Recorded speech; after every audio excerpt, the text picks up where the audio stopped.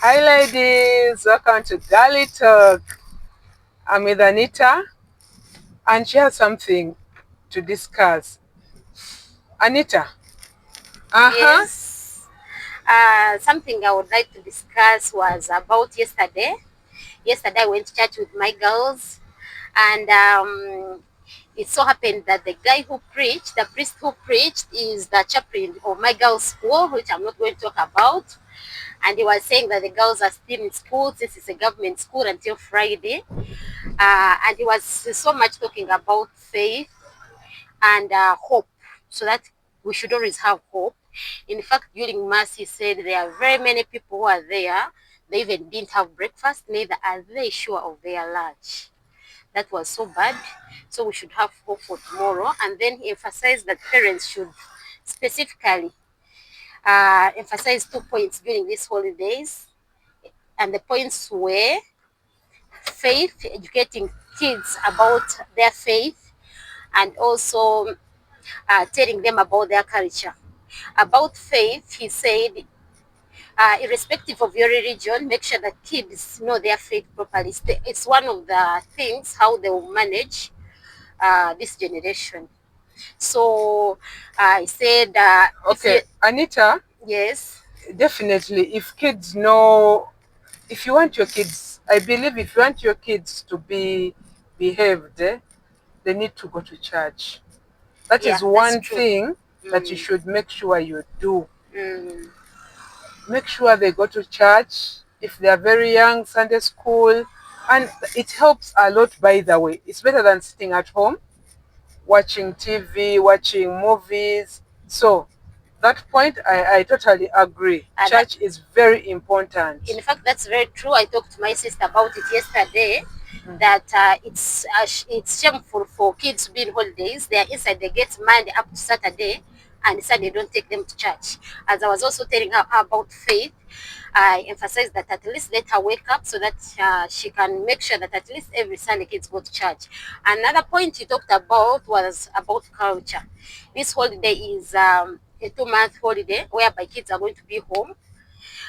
The point how he explained it was like if you married maybe like the one Munyankore, you married a Munyankore, and then maybe husband is an Itesot. So he said, let's use that as an advantage so that kids can learn Runyankore and their culture and then the Itesot culture. But also he tried to talk about points whereby ladies say that since I married a Munyankore man, let's learn English. And he said that the English we speak is Ugandan English. Can you imagine? So the things of teaching our kids only English, thinking that they are going to be English speakers, it's not right. No, we don't teach them because they are going to be English speakers. Eh? Yes. Babe, you can also contribute, though the camera won't be there. Let me tell you a scenario. Mm, For example, myself, okay. I didn't get to learn my language, Yes. my mother tongue.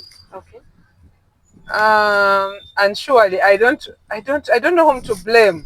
I don't know whom to blame about that. But I ended up learning by the Mekumame from Cubs. I ended up learning my mom's language because we always had relatives from my mom's side. So now Uh, that comes, Mimi, that uh, comes to the other point I was telling you about. The priest said, if your mother is a Munyankore, mm. she did her job, you know, Runyankore, because we always speak Runyankore. So don't say that since my father is this and my mother is this, at least you as a mother, teach them your culture, which your mother did. You get it? Okay, of course, my mother was advantaged that Mm. we had probably people, her relatives from that side, and I think maybe the helpers at home.